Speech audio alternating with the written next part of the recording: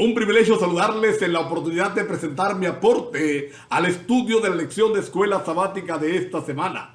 Alabo a Dios por el privilegio que me concede de usar estos medios para juntos ahondar en lo que el Señor quiere transmitir para cada uno de nosotros. Agradezco también su compañía, su amor, su cuidado, el hecho de que en medio de toda esta crisis podamos seguir alabándole es un motivo de verdad de agradecimiento. Ya estamos llegando a la cuarta lección de este trimestre. ¿Cómo pasa el tiempo?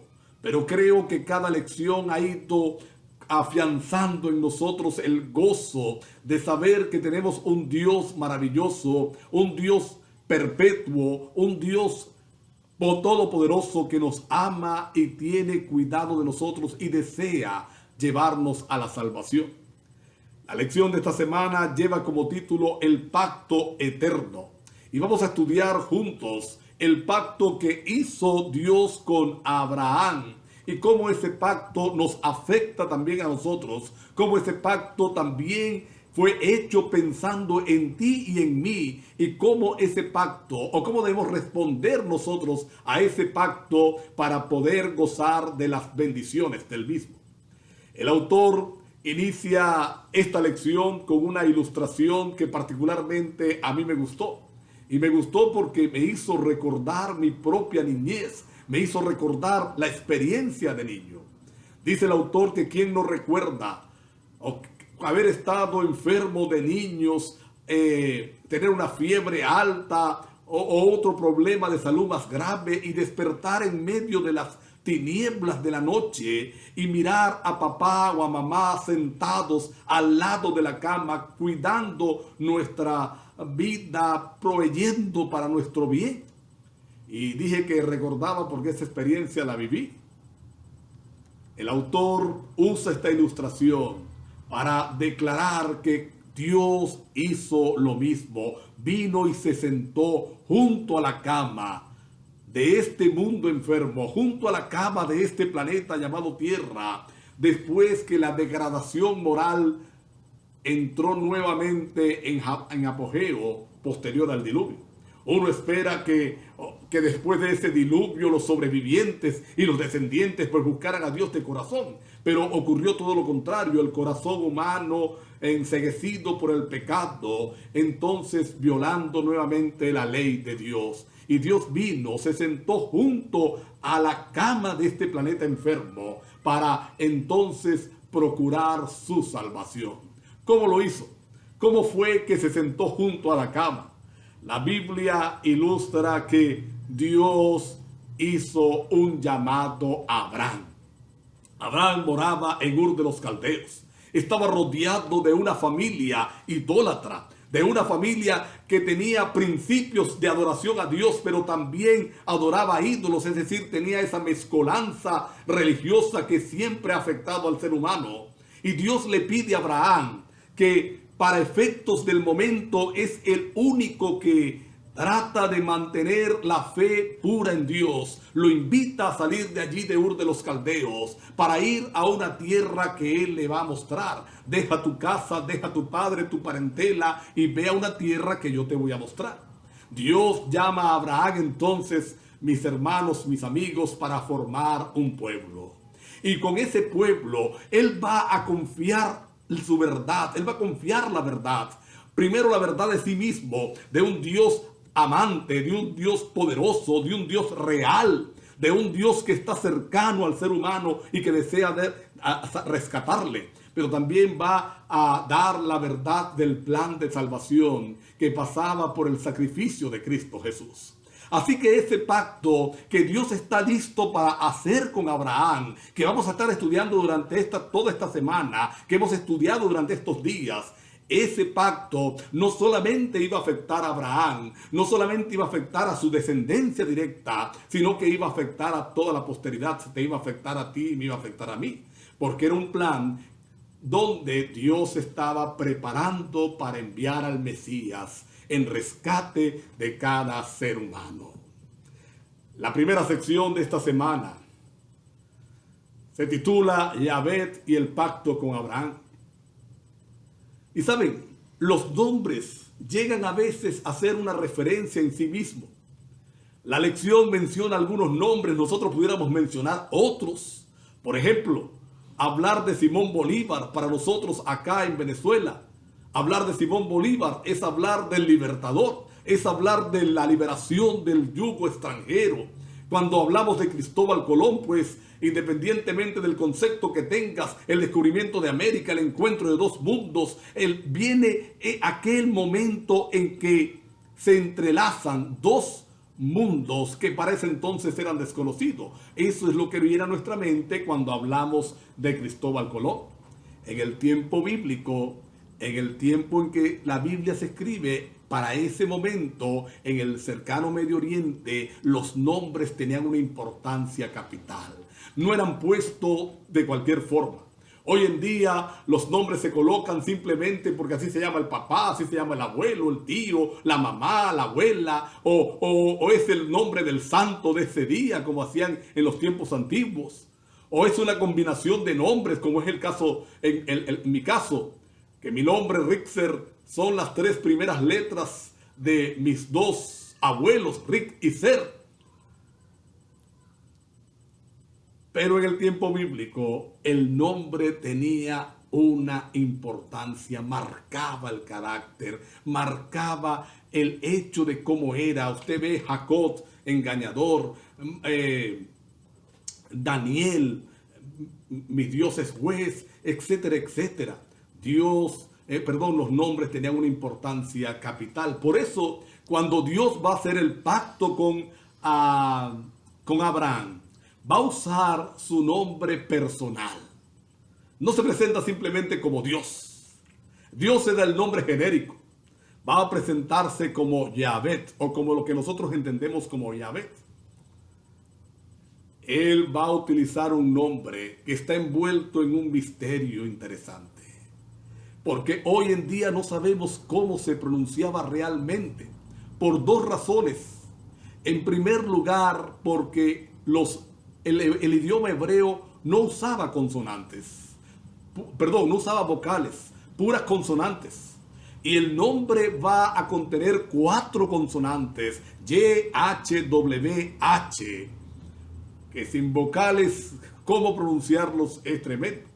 Pero lo más interesante es que los judíos, posterior al cautiverio babilónico, cada vez que se paraban a leer la Torá, que no la leían todos, sino nada más los rabinos, y llegaban a ese nombre, lo cambiaban por Adonai, para no pronunciar el nombre de Dios. Lo cambiaban por el Señor en griego, Adonai. De esa forma, las generaciones fueron perdiendo exactamente cómo era que se pronunciaba. Aunque este nombre aparece 6.828 veces en el Antiguo Testamento, está envuelto en misterio. Algunos eruditos, estudiosos, dicen que es una forma del verbo hayat, que significa eterno, existente, el autoexistente, que vive eternamente. Es un nombre que va a sugerir a un Dios vivo, en contraste con los dioses paganos, con los ídolos que eran simplemente producto de la imaginación de los que le adoraban. Dios se presenta con su nombre de pila que encierra su carácter, un nombre que va a sugerir fidelidad. Él mismo va a explicar ese nombre en Éxodo 3:14, cuando Moisés le dice: ¿quién me envía? Cuando ellos me pregunten quién me está enviando, ¿qué les voy a responder? La respuesta del Señor: yo soy el que soy. Jehová, yo soy el que soy, sugiere dominio sobre el pasado, sobre el presente y sobre el futuro. Es el nombre personal de Dios. Es un nombre que nos invita a confiar en las promesas divinas. Se presenta ante Abraham porque le dice: yo voy a hacer un pacto contigo, cree en mi pacto, yo soy fiel. Jehová, que es la forma como lo conocemos nosotros, aunque quizás la forma más segura de transliterarla hubiera sido Yahvé, como lo hacen algunas versiones católicas. es un nombre que encierra fidelidad. Podemos confiar en las promesas divinas. La segunda sección de esta semana, El Shaddai, es el segundo nombre con el que el Señor se le presenta a Abraham, allí en Génesis 17, verso número 1. Y este nombre, El Shaddai, solo se utiliza aquí en el libro de Génesis y en el libro de Job. Translitera o traduce el Dios Todopoderoso. Y miren la importancia de este nombre. Miren la importancia con la que, por la que Dios se presenta de esta forma. Ya se ha presentado como Jehová, el Dios del pacto, el Dios fiel, el Dios en el que se puede confiar. Pero ahora viene y le dice a Abraham: Abraham, yo voy a hacer de ti voy a hacer de tu descendencia incontable como las estrellas del cielo, incontables como la arena del mar. Y Abraham se pone la mano en la cabeza: Señor, ¿cómo va a ser eso? Yo tengo 99 años, mi esposita es una ancianita, ya no tiene las costumbres de las mujeres. El Shaddai, yo soy el Dios Todopoderoso. Así que ese nombre tiene el ingrediente, tiene la razón de consolidar la confianza de Abraham. Nosotros, mis hermanos, mis amigos, adoramos a El Shaddai, es decir, al Dios Todopoderoso, el Dios que todo lo puede. No es un Dios frágil, no es un Dios dependiente, no es un Dios que las circunstancias lo pueden doblegar. No, es El Shaddai, el Dios que tú y yo adoramos. Bendito sea el Señor. Y esa promesa que Dios le hace, la hace bajo el título de El Shaddai. La voy a cumplir porque nada hay imposible para Dios. Nada hay imposible para mí, dice el Señor. Yo te voy a dar un hijo, aunque Sara sea una anciana, aunque tú seas un anciano, aunque Sara ya no esté en edad de dar a luz, yo te voy a dar un hijo a través de ella. La tercera sección de esta semana se titula De Abraham a Abraham. Y ya hablamos un poquito de la importancia de los nombres en el antiguo, en la época bíblica. Los nombres marcaban. Es decir, los nombres tenían que ver con el carácter. Si usted recuerda a José, cuando es nombrado gobernador de Egipto, le cambian el nombre. Cuando los cautivos de Babilonia llegan y Nabucodonosor pide que le traigan los mejores de los cautivos. Daniel, Ananías, Azarías y Misael, sus nombres también fueron cambiados. Y lo triste es que a veces recordamos más esos nombres babilónicos que le colocaron. Pero ¿cuál era la razón del nombre? ¿Qué peso tenía el nombre? Una de sus funciones era subrayar en la mente una verdad o una enseñanza para que con el fin llegara a creerse. Fíjese que los nombres que le coloca Nabucodonosor a Daniel y a sus amigos tenían que ver con dioses babilónicos o con dioses mesopotámicos. La idea era quebrantar la fe en Dios. Cada vez que lo nombraran. Eso es como la lección habla de ese ejemplo. A una persona le dicen feo, feo, feo. Todo el tiempo tú eres feo, tú eres feo. Llega un momento en que ya la mente acepta que es feo, aunque sea muy bonito. Ese era el propósito. Ahora mira que Dios tiene el mismo propósito con Abraham. Te voy a llamar a Abraham. Ahora te van a llamar Abraham. ¿Y qué significa Abraham? Padre de multitud. Cuando iba a presentarse delante de alguien: mucho gusto, me llamo padre de multitud. Así. ¿Y cuántos hijos tienes? No tengo ninguno. Pero Dios quería entonces enfatizar en la mente que Dios no es hombre para cambiar de parecer, no es hombre para fallar, que la promesa se iba a cumplir. Él iba a ser padre de multitud. Ese era el propósito al cambiarle el nombre, que Abraham creyera realmente que Dios era capaz de hacer aquello que estaba prometiendo. Hoy nosotros podemos confiar en el Dios Todopoderoso que cumple cada una de sus promesas. Al estudiar el pasado, confirmamos ese Dios que está listo para ir a nosotros. La cuarta parte de esta lección, etapas del pacto. Y vamos a mirar que hay 3 etapas en el pacto que hace Dios con Abraham. Se repite en 3 secciones, en 3 capítulos diferentes.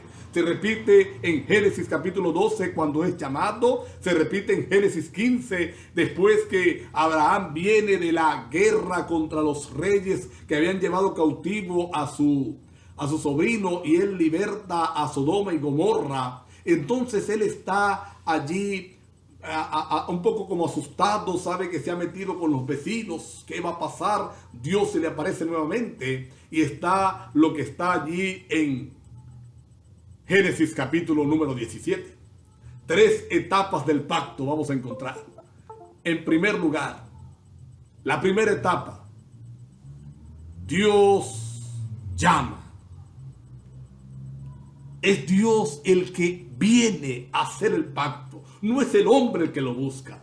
Es Dios el que viene para hacer ese pacto.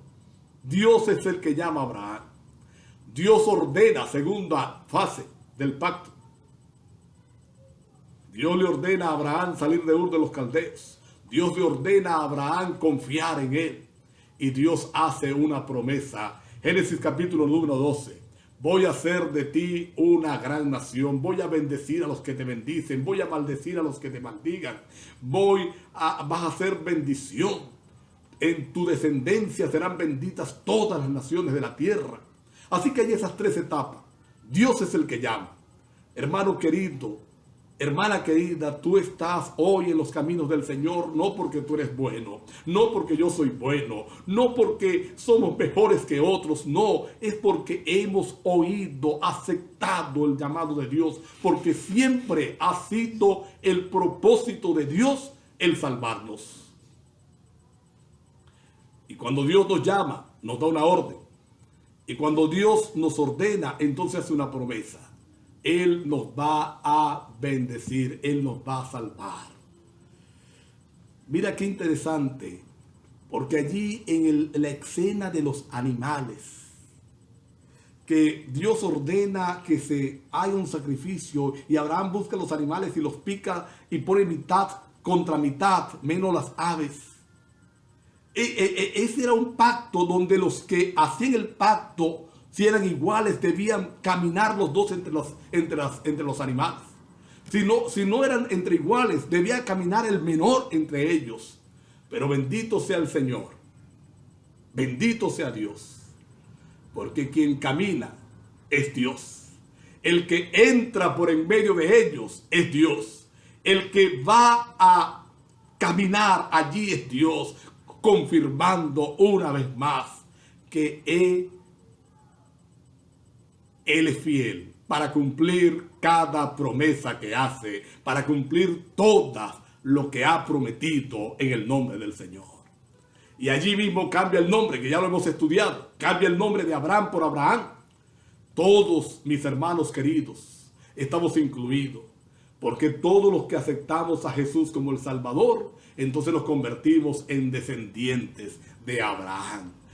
Somos arropados por esa promesa. Somos arropados por ese pacto precioso que hizo con Abraham. Ahora, ¿cuáles son las obligaciones de ese pacto? Fíjense que lo primero que tenemos que decir, aclarar, lo primero que tenemos que recordar es que el pacto siempre será un pacto de gracia. Dios llama a Abraham, no porque Abraham se lo mereciera, no porque Abraham se destacara, no porque Abraham fuera más santo que los demás. Dios te llama a ti, me llamó a mí, no porque somos mejores que otros. Es Dios el que hace por nosotros lo que nosotros no podemos hacer por nosotros mismos, lo que nosotros no podemos lograr, alcanzar por nosotros mismos. El pacto siempre será un pacto de gracia, porque es un regalo de Dios, es voluntad de Dios. En esa gracia, entonces, Dios escoge a Abraham. En esa gracia, Dios va a escoger a ese hombre para hacer lo que va a hacer. En esa gracia te ha escogido a ti. Así que si algún momento tú has sentido que bendito sea Dios, Dios me ha tomado, me ha llamado, yo soy bueno, no lo creas. Quítate esa mentira de la cabeza. Dios te llamó por gracia. Ahora bien, si bien es verdad que el pacto fue hecho por gracia, Dios estaba esperando de Abraham dos cosas: disposición y obediencia. Disposición para obedecer, para hacer la voluntad de Dios. Fíjate que Dios llama a Abraham y le dice que salga de Ur de los Caldeos, que vaya a una tierra que él le va a mostrar, y la Biblia dice que eso fue exactamente lo que hizo Abraham. Vamos a encontrar un resumen de esto en un versículo que a mí me gusta demasiado, ¿saben? Me encanta ese versículo. Génesis 18, 19. Me encanta por el contexto en el que está, que no es el tema de este momento, así que lo vamos a desarrollar. Pero allí vamos a mirar que Dios conoce a Abraham, sabe quién es él. Yo sé, dice Dios, y él sabe que va a obedecer, y no solamente va a obedecer a él, sino que va a ordenar su casa para que obedezca. Así que no hay condiciones para establecer el pacto. Oye bien, Dios no coloca condiciones para establecer el pacto. Siempre va a ser por gracia. Él no coloca condiciones para llamarte ni para llamarme. Siempre va a ser por gracia. Pero lo que sí tiene condiciones es el cumplimiento de ese pacto. Cuando yo desobedezco, cuando no hago caso a las condiciones del pacto, entonces no se rompe la condición de otorgamiento. El pacto siempre está allí. Se rompe es la condición de cumplimiento. Por eso, aunque el pacto es por gracia, Dios espera de ti, Dios espera de mí una disposición a servirle, una disposición a obedecerle. Espera una obediencia. Así que, resumiendo el pacto con Abraham, Dios le llama. Abraham se dispone a obedecer. Y Dios hace una promesa que, como vimos, fue cumplida a cabalidad. Ese pacto que Dios hizo con Abraham, como dije al principio, afecta también a ti, me afecta también a mí, porque somos hijos de Abraham, somos parte del Israel espiritual. Así que el Señor nos ha llamado para ser parte de ese pueblo bendito, para darnos salvación, y está esperando disposición de servicio, obediencia para cumplir entonces la promesa. Que al estudiar y repasar la lección de esta semana, el gozo de tu corazón, el gozo de mi corazón sea el de responderle al Señor: gracias, Padre, por tu cuidado, gracias por el pacto. Aquí estamos, listos para obedecer, listos para hacer tu voluntad. Que Dios otorgue ricas bendiciones para ti.